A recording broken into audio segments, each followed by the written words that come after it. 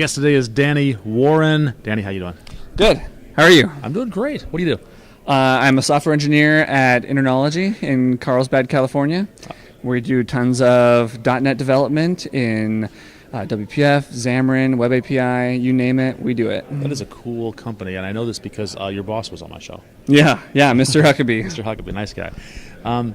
And we're going to talk about Cortana because I didn't get to see it, but I heard it was an awesome session on Cortana development. Yeah, Cortana for Windows 10 and UWP. It supports UWP is Universal Windows Platform. Okay. So it runs on phone, tablet, it runs on desktop, it will run on Xbox and HoloLens when those are released. Wow. So it's a massive opportunity, Wow. and Cortana, the voice support, is all there. So Cortana, I've been using Cortana for a long time because it was on my phone. Oh. When was that? 2 years ago? For Windows 8.1. For Windows 8.1. And I love it on my phone. But now just Windows 10 now it's on the desktop. And you're saying soon it's going to be on Xbox. It's going to be on the HoloLens. Can you get me HoloLens, by the way? I wish. Can you get me HoloLens? You work for Microsoft. I would think. I don't have the inside track, but I don't. Let's talk about Cortana development. First of all, what can you do with Cortana? What is it? So Cortana has three main components to it on UWP apps. The first component is voice commands, and that's how you can launch your application from the Cortana UI.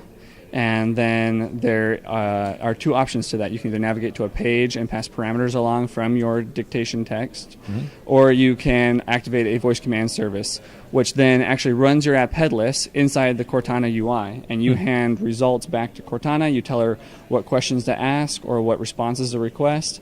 And the user then is able to continue down this path. So think about it as like a pizza ordering system. Okay. You say, pizza orderer, I want a pepperoni pizza.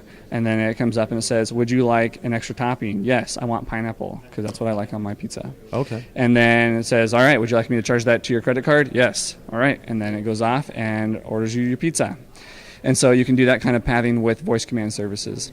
Then once your app is actually running, once you're in your app, there's the other two components, which are speech recognition and then text to speech. So you can actually have strings in your code that then get translated into audio speech. Oh, okay. So you do something similar to the workflow you just described as part of an application. Yeah. Or you could have it sort of standalone. Exactly. Very cool. So is development, is a lot of it building these workflows and saying, do you have to define a finite set of questions and a finite set of responses that Cortana will understand, or is it more open-ended than that? Yeah, no, it's very finite. You need to have complete control over that, and you need to make sure that you understand what you want your user to say back. Now, there are specification files like sRGS, which is speech recognition grammar specification file, and that is an industry standard and allows for more semantic meaning. Oh, okay. And then there's SSML, which is for the text-to-speech speech specification markup language,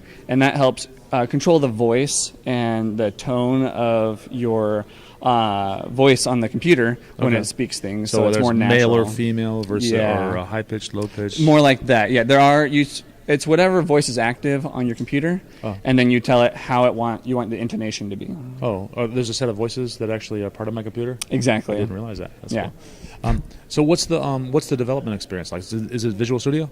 It is Visual Studio 2015, and the experience is pretty straightforward. It's very similar to Windows Phone 8.1 with Cortana and Speech Recognizer. Some of the APIs have been tweaked slightly to have improvements and benefits to them, and there's a lot of documentation on the MSDN all about this. Okay. And is there a file new template that we use, or how does it work?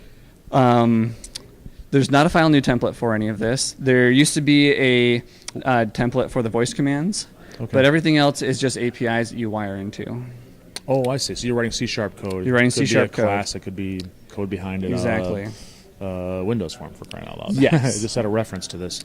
To this API, and then you make calls to it. Yeah. Oh, okay. And what about configuration? There used to be an XML file, I think, right? Is it still around? For voice commands, there is an XML file, and they have a document that walks you through how to do all of that. And then you have to install that with one call through the API. And then once you've installed it, now you have voice commands active, and you can do things like, hey, Cortana, and say... Whoa, he just said, hey, Cortana, and Cortana popped up on the screen. Oh, yes, it did here. That was cool. Was that not supposed to happen? That was supposed to happen. Because it was pretty cool. My laptop mic is not that great, so we can do things like, I would have pretended that it was supposed to. Computer, Captain's log. We are at that conference. All right, creating Captain's log. Say Captain's log at any time to create a log entry. Oh, there we go. We got the So text-to-speech going on. You've programmed this to recognize the words Captain's log. Yeah. Computer, Captain's Yeah. log. Okay. I saw a demo one time where somebody tried to use the word computer as the keyword alone, and it turned out that computer. We say computer a lot. So it was it didn't have the desired effect. Yeah. This is cool, and so this is an application you've written, and it's actually going to respond to voice commands, or just to bring it up to. So at this point, the voice command activated the application, and if I say Captain's log again, Captain's log. Brings up a dialogue here. I guess I should probably turn this around to show. Say free dial, I'm here.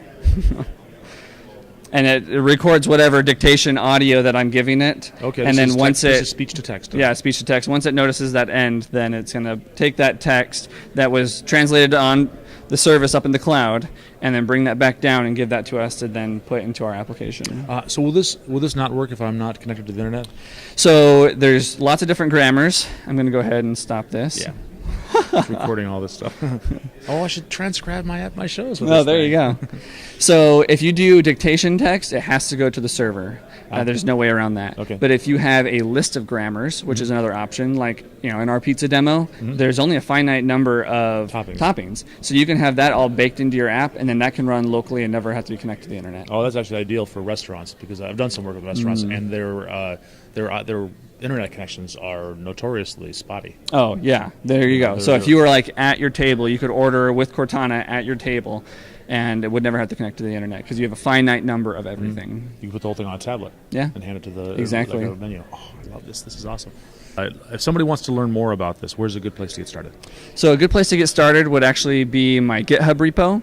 If you go to github.com/Danny D. Warren, DANNYDWARREN /Cortana-location-UWP. Yeah, that's long. We'll write that down. We'll write that down. If you go there, then you can find all the code, all the slides, and at the very end of the slides is all the research I've done. Okay. I try to make sure to make that available. And there's tons of links on how to get started with Cortana. Great. And you have a GitHub repository. You just have a blog? I do, yeah. If you go to blogs.internology.com, then you can find me on there. Danny, thank you so much. Thank you.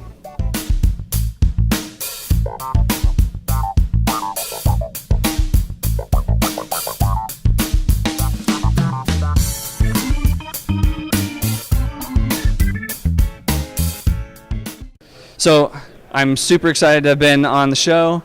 Technology has definitely been a big part of my life, improving the way that I approach problems, improving the way that I live my life with my friends. It's been amazing to see how I can keep connected through social media, but also to help those across the world with the humanitarian toolkit. I just hope that everyone out there really tries to give back to the community and really helps to build up the world. We're in this together.